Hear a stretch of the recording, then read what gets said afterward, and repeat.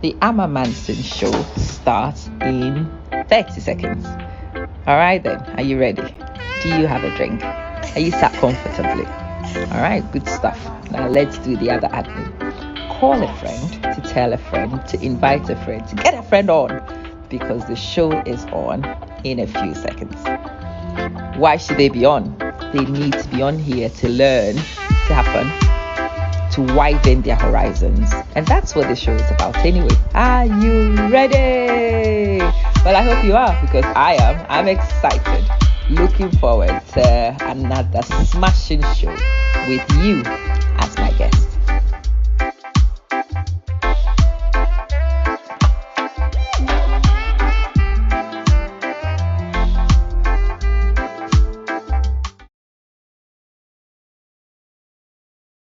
This is Mehmet Amfubrobi, and it's wonderful to bring you this video in the series, exactly as I promised.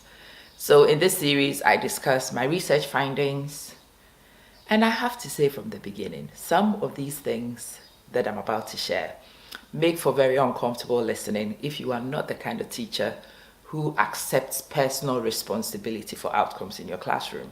Okay, yeah, I've been there. It's been one of those times, well, on your journey as a teacher, you know that you affect outcomes in the classroom, but it's also very common to see teachers pass this on to the students, their natural abilities and affinities and aptitudes, and their parents, the culture, the society. But this is what I have actually found from the research that I did with a group of grade 11 and 12 students. So for those of you in the British system, year 12 and 13 students. And what I wanted to know was how we could get students to become more engaged. We could get students to be more involved. I started the research looking at feedback. I just wanted to see what could be done to help students read feedback and to use feedback, to act on feedback, to improve learning. Now, as I did my research, I discovered the students don't read feedback. It's not research that I needed to conduct to establish. It had been done years before me. Students don't read feedback. They don't use third-party generated feedback as much. They don't engage. Why not? And when you go into the research, you discover that that is actually supposed to be the old paradigm of feedback generation. The new paradigm, the one supported by the research in a lot of areas, not even just in education, in how the mind works, in psychology, in sociology. The research actually suggests that people work better with self-generated feedback. I started from here looking at self-generated feedback, and I wanted to know how I could use gameful formative assessments, so things like quizzes, Quizlet, Blueket, to generate data for students to then use that data to generate their feedback and feed forward information. That seems very interesting. But these are some of the things that I learned.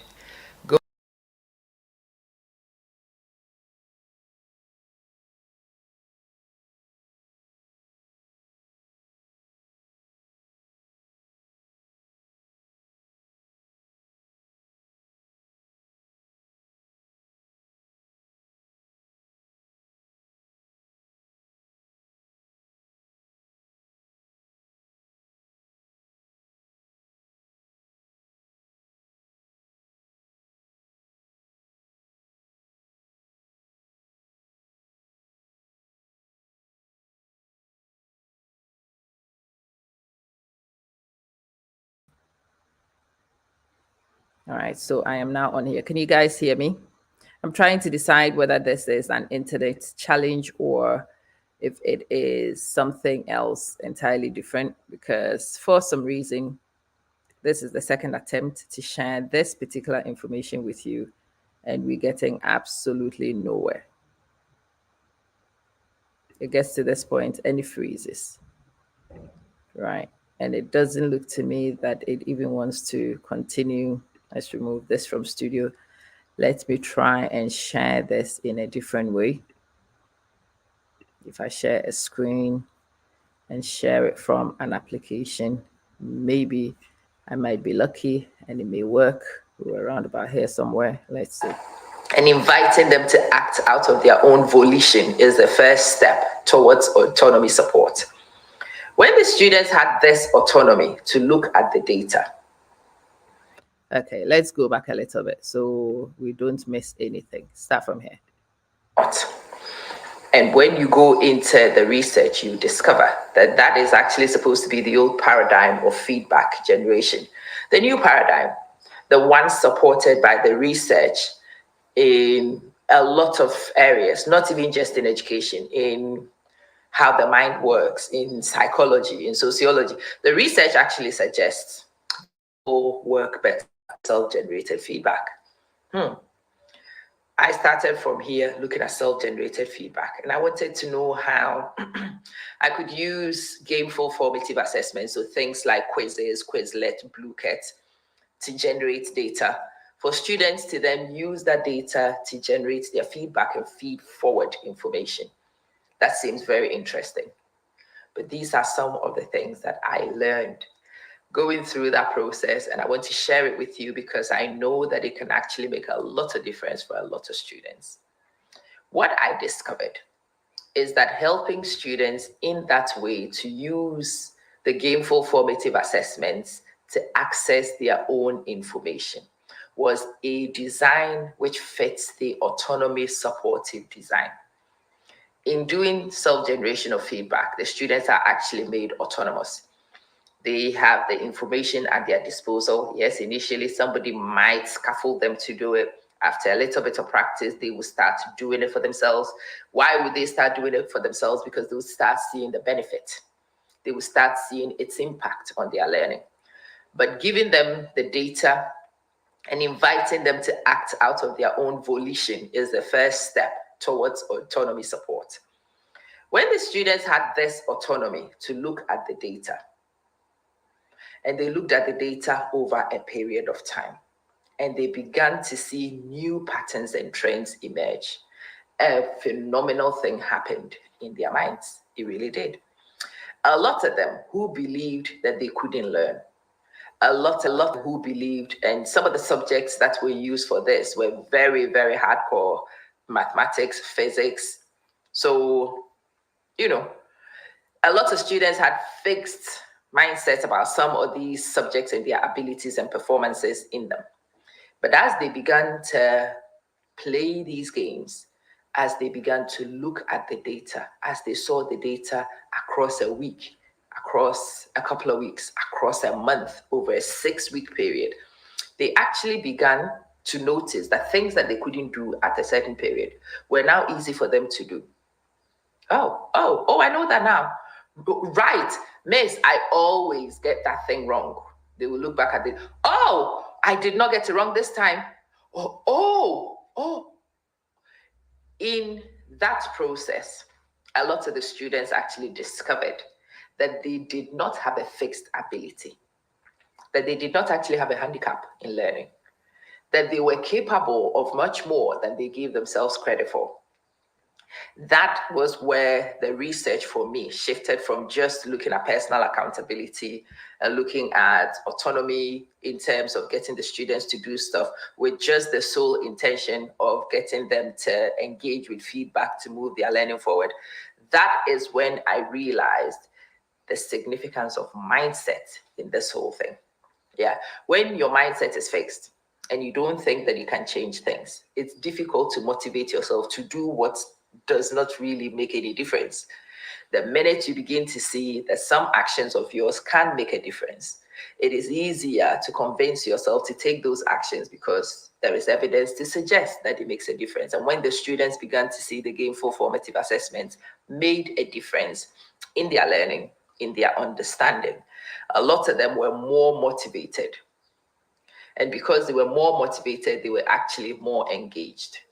And when you look at the data, especially in their responses, another phenomenal thing happened. They were not just doing what they were supposed to do out of their volition, but they were doing what they were supposed to do with commitment. Some of the responses I read made me cry. The depth, the sheer depth of the personal reflections that the students were writing some of the things that they were sharing about themselves and discovering about themselves. Oh, wow, I don't actually have a difficulty in doing this. It was more that my effort was inadequate. This research allowed a lot of my students to discover the correlation between personal investment and effort on their outcomes. And a lot of them discovered themselves actually very significant agents in their learning.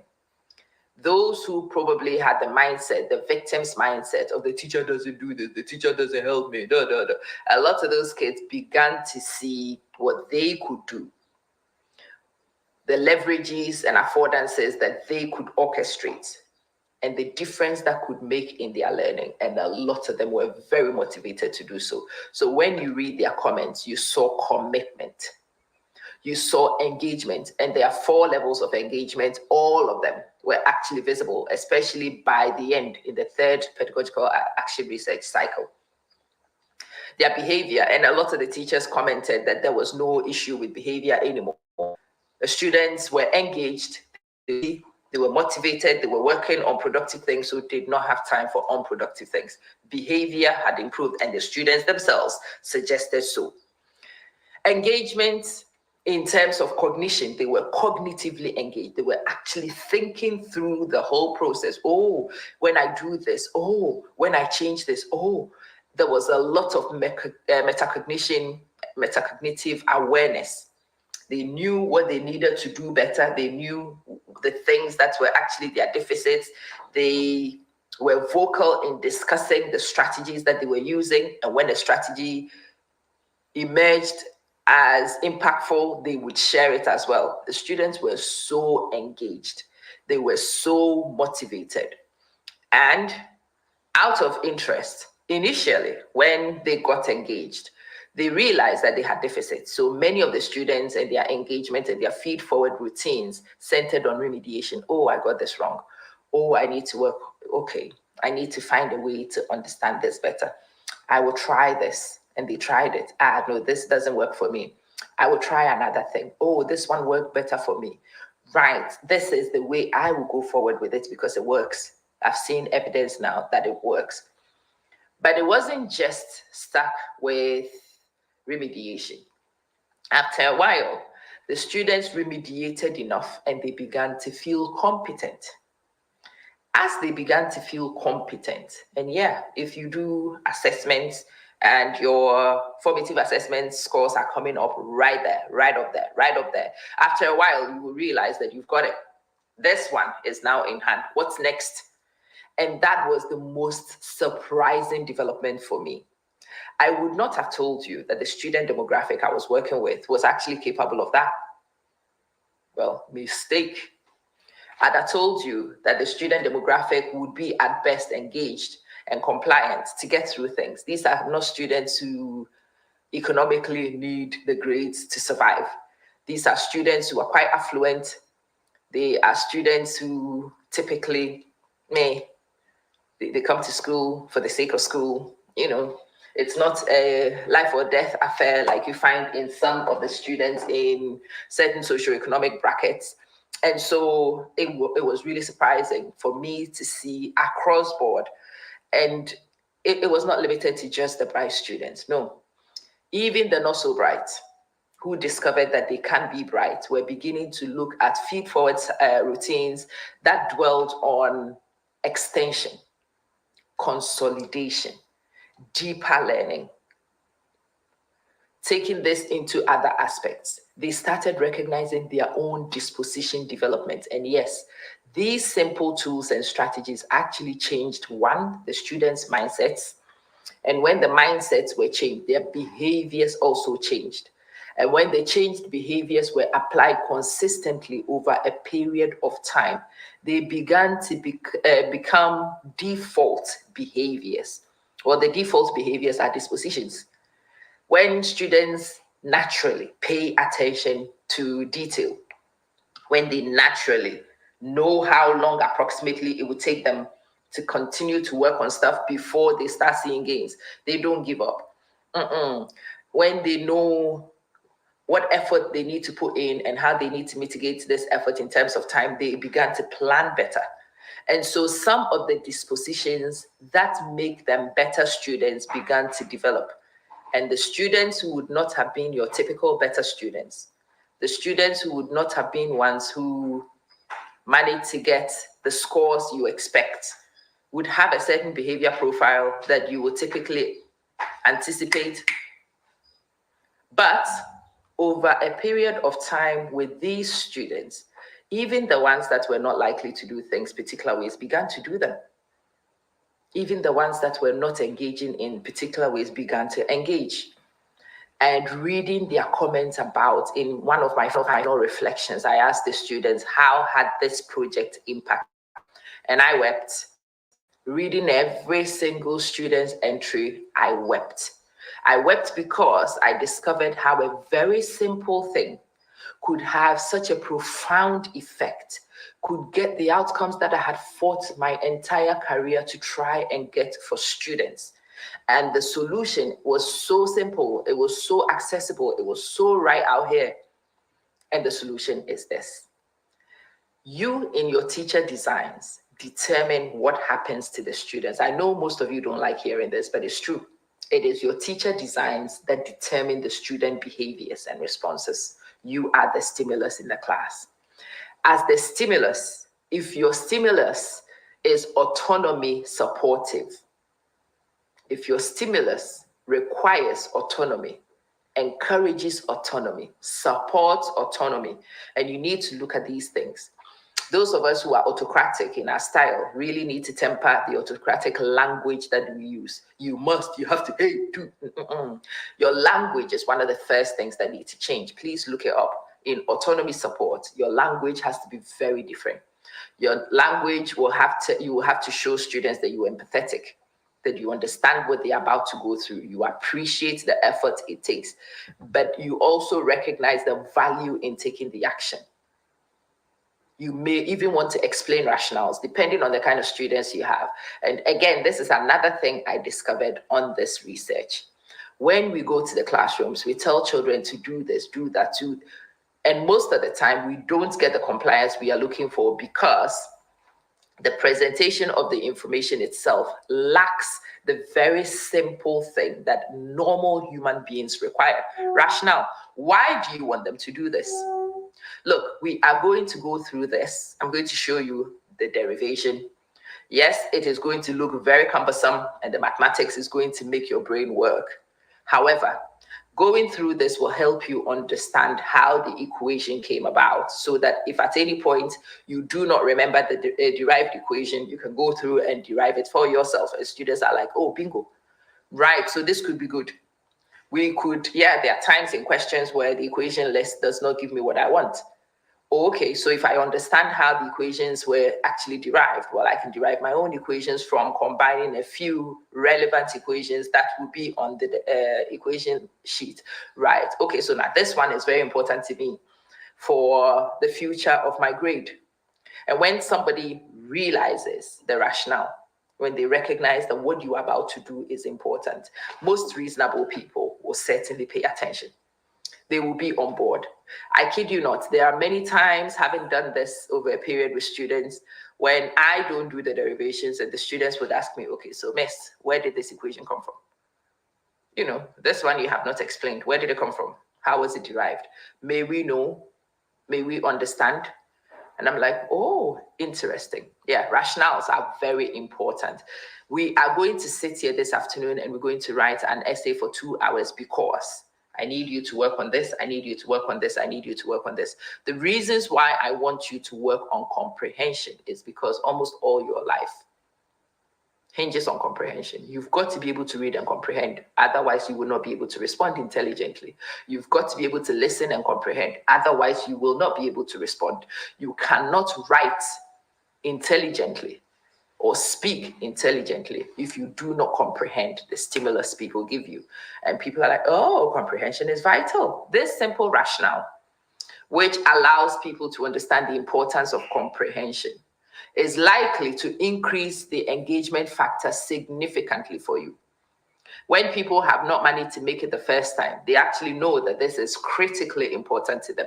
They will commit to do it again and again and again because they know that this is now a life-altering skill. Rationale, very important. We went into class, we want the students to play these games and to get the data, rah, rah, rah. And the girls, I saw in the first cycle, the first interview cycle, well, the teachers have changed everything. And now we just play in class. And I realized, there's a mistake there. So I made a video explaining the rationale of the whole project, the rationale of the games, what the games were supposed to do, what the data was supposed to do for the students. And a few early takers were like that. Even the ones who were reluctant over a period of time now understood why the strategy was being done. Some of them even went along just to be polite.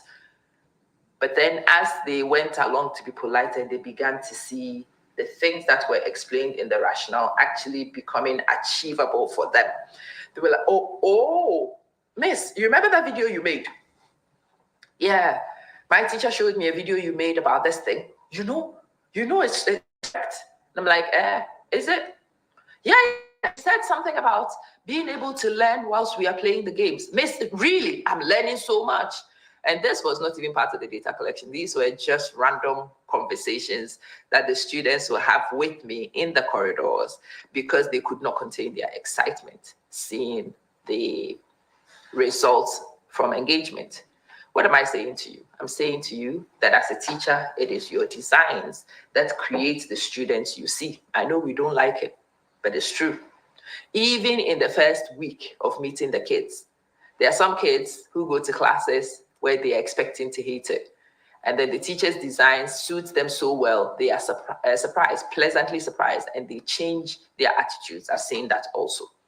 So no, it's not just what the kids arrive to your classroom with. Well, they come with baggage. It's true. They come and they are not clean slates. That's true. But the way you handle what they bring to the table also sets the tone and the culture in your classroom. And you've got to accept, you've got to recognize and accept this. It is your designs. So if the students you are seeing in your class are not suitable to your agenda, well, change your designs. If their behavior does not fit, change your designs. If their engagement is inadequate, change your designs. Anything that you want to see in your classroom is hinged on your design. You just need to go and invest in a little bit of an action research process to find what works. But the solution is there, I've come to know. If you change your designs and you meet their 3 psychological needs, you will actually see phenomenal changes in the students. The 3 psychological needs you have to meet are very simple. You need to meet. The first one is autonomy. Allow them to do things by themselves. Allow them to make choices between things. You can choose to work on football. You can choose to work on basketball. You can choose to work on such a thing. But it doesn't always have to be. I remember now in my career, somebody, I think, had started a master's program or a doctorate program in one of the schools that I was in, and they made it mandatory. You had to give the AA star worksheet, and then you had to give the B, C borderline worksheet, and you had to give them. And then at the start of every lesson, we had to get the kids to do a quiz. And based on the quiz data, they either went to the pink sheet, the yellow sheet, the blue sheet. Again, wonderful initiative. If this person had taken some time to explain to us, certainly me, why we were doing all these things, they probably would have had a much better engagement from me, and we would have done this with more fidelity and got better outcomes for the students. But yeah, that's why people were asking us to offer choice. But no, we don't need to color code worksheets anymore. Honestly, the choices you give the students are in how they engage. Okay, so now you've got this. Do you need to go home and retake this quiz after you've done a bit of remediation to check? Do you need to move on, or is it necessary to take certain actions? Are you going to choose to plow on, or are you going to stop, reflect, take stock, and take decisive action, and so on? Getting students into this routine from the beginning, or wherever you happen to be, wherever you started, get them to start exercising, get them to understand the choices are for them to make.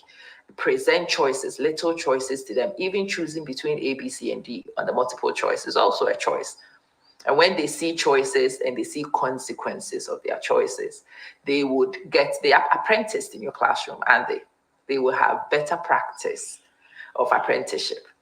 And with the better practice of apprenticeship, you should see better skilled apprentices turning up in your classroom, being able to make decisions. There are so many students who could not even make the choices on the multiple choice quiz that we gave them in the gameful format. Is it correct? Miss, tell me, is the answer correct? Is the answer correct? I'm like, well, click it and see. No, I don't want to get it wrong. And I'd ask the girl, so what will happen if you get it wrong? Will somebody beat you? And a lot of them were like, will people beat you? No? So press it and see.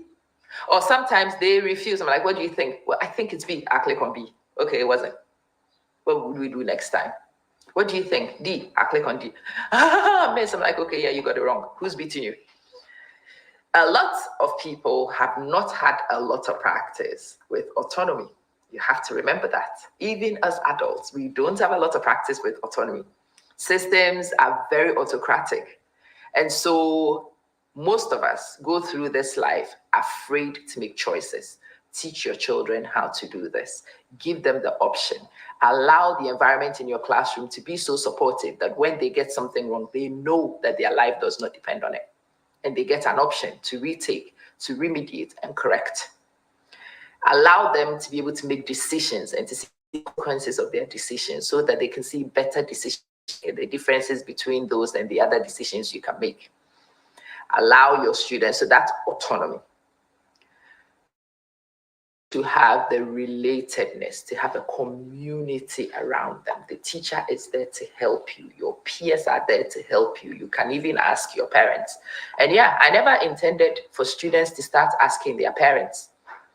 But in a lot of the students' comments, especially in the third action research cycle, they recognize multiple sources of feedback, including friends, including parents. Some of them had even started working on networks. They were working with students in other places. They were working with people in other places. Some of them were finding resource people on the internet to liaise with. And I'm like, wow. Yes, when they recognize feedback and come from multiple sources, a lot of students can get creative in seeking feedback and seeking information and seeking support from a variety of places. But you want to create that relatedness. We are playing this game together. We are enjoying the gameplay together. We will get individual data, but we will look at this as a shared experience. Where did you get it right? Whoa, well done. Yay, come on. Yeah, what are you on? 72. Oh, come on. Relatedness, the community spirit. It's one of the basic human needs. And then the third and final one is to create opportunities for people to see competence develop, for them to see their self-efficacy evaluation go up. I was not able to do X, but I am now able to do it. I was not able to do Y, but I can do it now. Now I'm better at doing this. That is an improvement in the person's self-efficacy evaluation, and I kid you not. That simple recognition does wonderful things to the brain. Well, the alternative is also true. The alternative is also very true. Once you are able to get the autonomy, the relatedness, and the positive competence assessment, a lot of people will engage. A lot of students will be motivated to try. Yeah, you can't do jack without the motivation to engage. But you can do three things. You can meet three needs to increase the likelihood of your students doing this. And if you are able to do this, the benefits you see in your classroom will be immense. I am open for conversation in the chat box. Please go right ahead and let me know your experiences.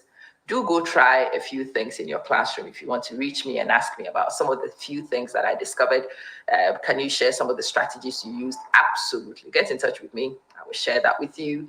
You can go try it and let me know the outcomes you observe. I saw phenomenal changes, a lot of surprising development, and I want to see what you discover as well. All right. Let's not make this one too long. Let's stop here. I'm very excited about this, as you can see. So I'll have to learn to discipline myself not to overdo, and we'll do them in little bite-sized chunks and chat about it. So this is my doctoral research. I've discovered a lot of things that I was not expecting to discover, and I'm very keen to bring it into the classroom because I think I have found a way to get a lot of the initiatives that people failed to get me to do in the classroom to work. I'll see you in the next episode. Bye.